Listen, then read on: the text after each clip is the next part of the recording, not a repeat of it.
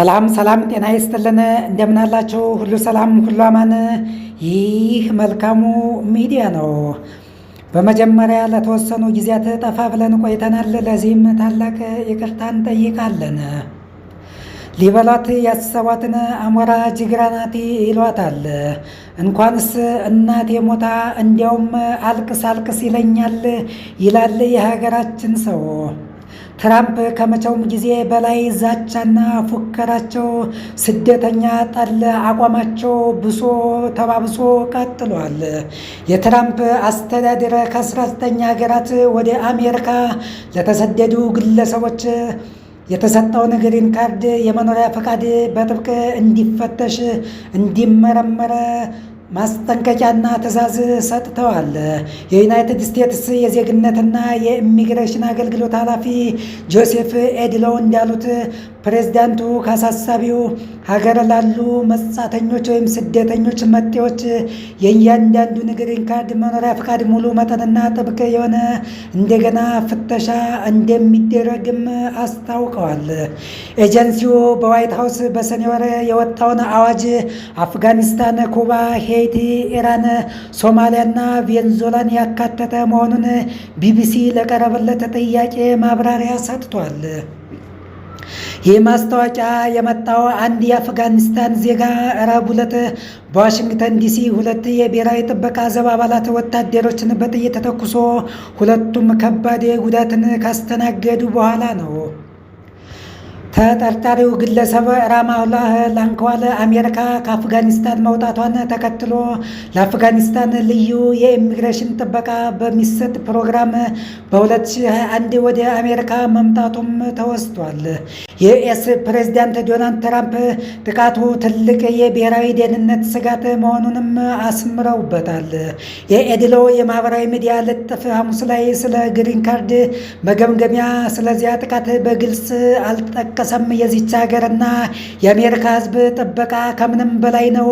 እናም የአሜሪካ ሕዝብ የቀደመውን አስተዳደር ማለትም የጆ ባይደን አስተዳደር በግዴለሽነት የሰፈራ ፖሊሲዎች በገፍ የገቡ መጤዎች የነሱን ወጪ አይሸከምም፣ የሚሸከምበት ትከሻም ፈጽሞ የለውም ብለዋል።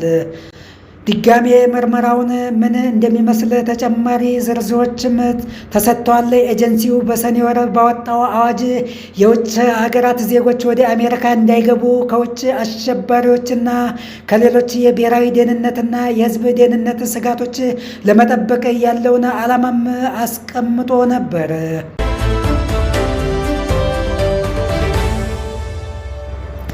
አስተዳደሩ የጸጥታ ችግሮች፣ የንግድ፣ የተማሪና የቱሪስት ቪዛ መጠን አንድ ሀገር ዝርዝሩን እንድትይዝ ካደረጉት መካከል ይጠቀሳሉ።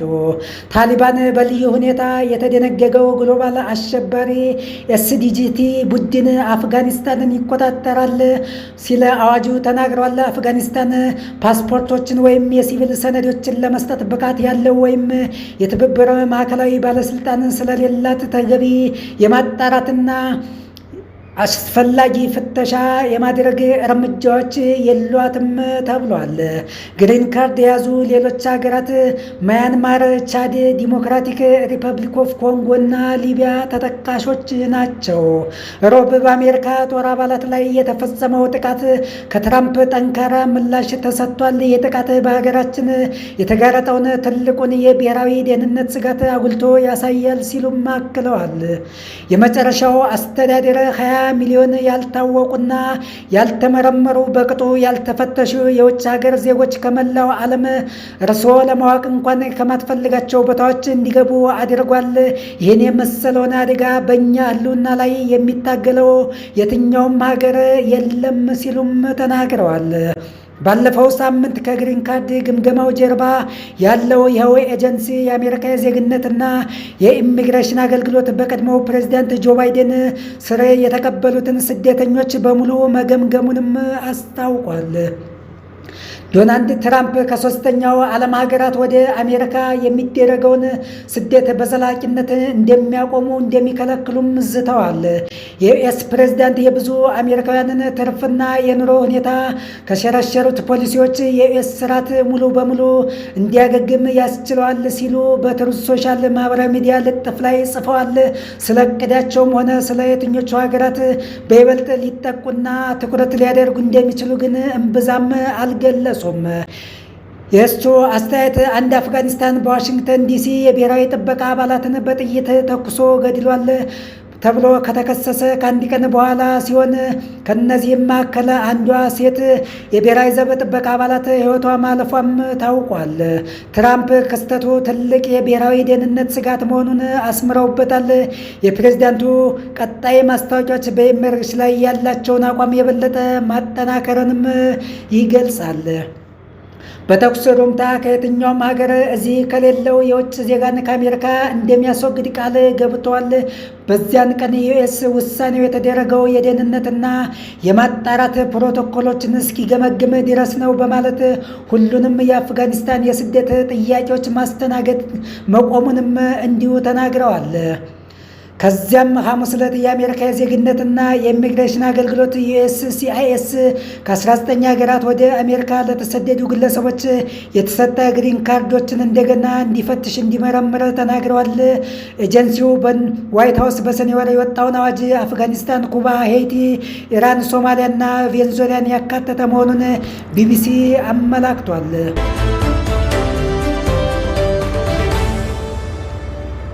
ትራምፕ በጠንካራ ቃል የተናገሩት ባለ 2 ክፍል ልጥፍ ሐሙስ ምሽት በመቀጠል ሁሉንም የፌዴራል ጥቅማጥቅሞችንና ዜግነት ለሌላቸው ድጎማዎች የትኛውንም ማበረታቻ ሙሉ በሙሉ ለማቆም ዝተዋል፣ ቃል ገብተዋል። በማህበራዊ ልጥፍ ትሩዝ ሶሻል ላይ ፕሬዝዳንቱ በአሜሪካ ውስጥ ላለው ማህበራዊ ችግር መንስኤ ስደተኞችን ተጠያቂ አድርገዋልና የተጣራ ንብረት ያልሆነን ማንኛውንም ሰው ከአሜሪካ እንደሚያስወግዱና እንደሚያስወጡ ቃል ገብተዋል። ትራምፕ መልካም የምስጋናና ሰላምታ በማለት ያስተዋወቁት የትሩዝ ሶሻል ልጥፍ በጸረ ስደተኛ ቋንቋ ተሞልቷል።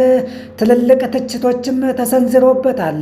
በመቶ ሺዎች የሚቆጠሩ የሶማሊያ ስደተኞች በአንድ ወቅት ታላቋን የሚኒሶታ ግዛት ሙሉ በሙሉ እየተቆጣጠሩ ነው በማለት በተለይ በግዛቱ የዲሞክራቲክ ሕግ አውጪዎች ላይ ትልቅ ትችት ሲሰነዝሩ እንደነበርም የሚዘነጋ አይደለም። የአሜሪካ ስርዓት ሙሉ በሙሉ እንዲያገግም ለማስቻል ከሁሉም የሶስተኛው የዓለም ሀገራት ስደትን በቋሚነት አቆማለሁ ሲሉ ፕሬዝዳንቱ ጽፈዋል።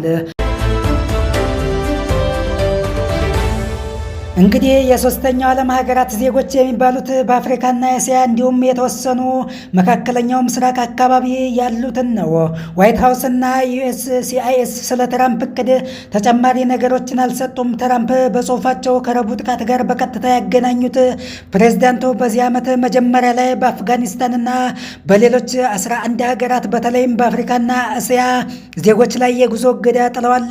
በብዙ ሙስሊም ሀገራት ላይ ያነጣጠረ ሌላ የጉዞ እገዳ በመጀመሪያ የስልጣን ዘመናቸው ማስተላለፋቸውም የሚዘነጋ አይደለም። በዋሽንግተን ዲሲ በተካሄደው ግድያ ተጠርጣሪው ራማኑላህ ላንከዋል እንደ አውሮፓውያን አቆጣጠር በ2001 ወደ አሜሪካ እንደመጣ ባለስልጣናቱ ተናግረው ሚስተር ላንከዋል የተጓዘው አሜሪካ ከአፍጋኒስታን ለቃ መውጣቷን ተከትሎ ከአሜሪካ ጋር አባሪ ተባባሪ የነበሩ ዜጎችን ታሊባን በልዩነት ጥቃት ሊሰነዝርባቸው ሊያደርስባቸው ይችላል በሚል እሳቤ ነበረ።